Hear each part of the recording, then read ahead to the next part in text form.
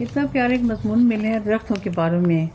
زمین سے پیدا ہونے والا گھاس کا ہر تنکا واحد پلان شریک کا ویل کرتا ہے۔ ان درختوں کے پتے چھاؤں بنتے ہیں اور اس چھاؤں کو جھلستی زمین پر پھیلا دیتے ہیں۔ یہ درخت پھل عطا کرتے ہیں، یہ بارش برسانے میں اہم ترین کردار ادا کرتے ہیں اور ان کی لکڑی ہمارے لیے زندگی بخش ہے۔ کیا آپ نے کبھی کسی درخت کو کم طرف دیکھا ہے؟ کیا کبھی کسی درخت نے کہا کہ فلاں میرا ثمر کھائے اور فلاں نہ کھائے؟ کیا کسی درخت نے بھی کبھی یہ بھی کہا فلاں میری چھاؤں سے دور ہے؟ درختوں اور پرندوں کی سچائی کی وجہ سے انسانوں کے سر سے عذاب ٹلتا ہے۔ یہ 50-60 سال کے بزرگ درخت تھے جنہیں جیتے جی آگ کی شعلوں کی نظر کیا گیا ہے۔ اگر اس وقت آسمان سے پتھر نہیں برستے تو کوئی گمان نہ رکھے کہ کبھی بھی نہیں برسیں گے۔ نہیں، اس کا حساب ہوگا اور اس جوامردی کا کارروائی کا جواب دینا پڑے جو آج نہیں تو کل نہیں تو پرسوں کچھ نہ کچھ ضرور ہوگا۔ فرشتے اس قتل عام کو کبھی بھول نہیں سکتے، وہ حکم کے منتظر ہیں۔ پرندوں کی فریاد کہکشاؤں سے پڑے گئی، ان کے بچوں کو چہکارنے کی مارنے سے والے اپنے انجام کو ضرور پہنچیں گے۔ آگ لگانے والوں کے بچے نہیں ہیں، کین کارکنوں کے گھر نہیں ہیں۔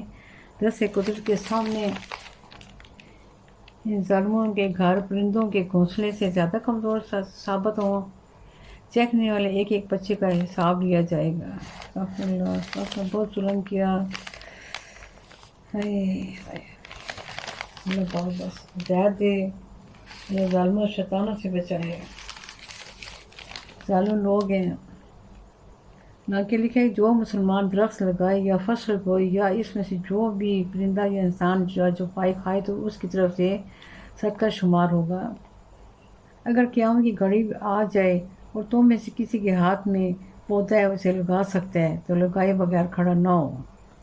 جو کوئی درخت لگائے پھر اس کی حفاظت نگرانی کرتا رہے یہاں تک کہ وہ درخت پھل دینے لگے تو اس کے لیے اللہ کے ہاں صدقہ کا سبب ہے۔ عرب میں بالعموم ببول یا بیری کے درخت ہوا کرتے تھے۔ نبی کریم صلی اللہ علیہ وسلم نے بیری کے درخت کے بارے میں فرمایا جو بیری کا درخت کاٹے گا اسے اللہ تعالیٰ اونجے منہ جہنم میں ڈالے گا۔ بس ظلم کیا مسلمانوں نے کیا، ظالم فرعون نہیں تھے، کافر نہیں تھے، مسلمان تھے۔ مجھے خود بہت ہی افسوس ہوا، اتنا دکھ ہوا، اتنا بھی کیا کہتے ہیں سے پائے رہے۔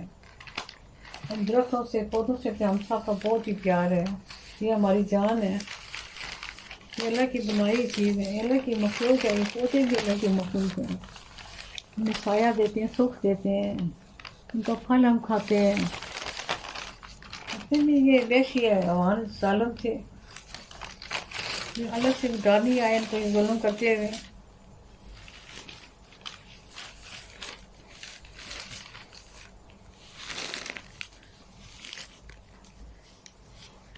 اللہ تعالیٰ ہدایت دے، اللہ تعالیٰ ہمیں بھی بس ظالموں کے ظلم سے بچائے۔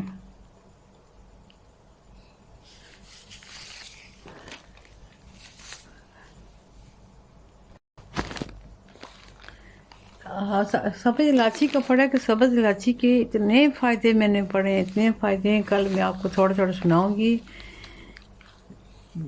بہت زیادہ فائدے ہر بات کے لیے پڑھے ہیں، تو صبح سے یا شروع کرتے ہیں سبز الائچی کو شروع کرتے ہیں، وزن بھی اس سے کم ہوتا ہے، پیٹ کم ہوتا ہے اس سے، ایک تو منہ میں اتنی اس کی پیاری خوشبو ہوتی ہے، اتنے چھوٹے چھوٹے بیج ہوتے ہیں خوشبو سے بھرے، اتنی اعلیٰ خوشبو، سبحان اللہ سبحان اللہ۔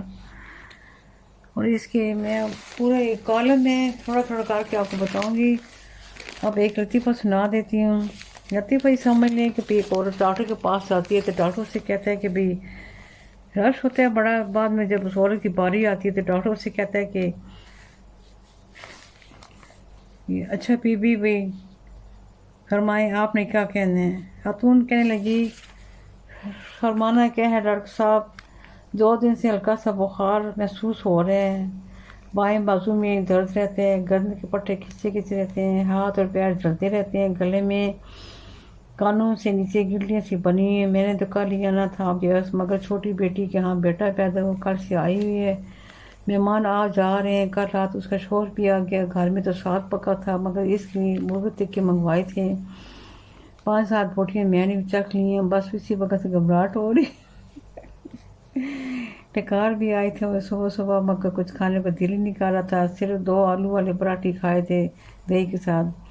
میری بیٹی کا پہلا بچہ ہے، پتہ ہے کتنا خرچہ ہو جاتا ہے۔ خیر کوئی بات نہیں، میری کمیٹی نکل آئی ہے، وہ ڈالی ہوئی تھی اسی کام کے لیے۔ بس ابھی میں بیٹھ کر اٹھتی ہوں تو آنکھوں کے آگے اندھیرا آ جاتے ہیں، چکر آنے لگتے ہیں، پھر میں بیٹھی رہتی ہوں، بس ہوتی رہتی ہوں، اسے بیٹھی تو وزن بڑھنا شروع ہو جائے۔ وہ ہماری ہمسائیہ ہے نا خورشید، اس بیچاری سے تو ہلا بھی نہیں جاتا، اتنی موٹی ہو گئی۔ کل کہہ رہی تھی کہ میں بیمار ہوں، میں نے اسے کہا کہ آپ کے پاس آئے دوائی لینے، ڈاکٹر صاحب میری دائیں ٹانگ میں بھی درد رہتا ہے، اس کے لیے کوئی دوائی دے دیں۔ ڈاکٹر گم صاحب سے دیکھتا ہے پھر اٹھتا ہے، دوائیوں والے کاؤنٹر کے پیچھے جا کر گیا۔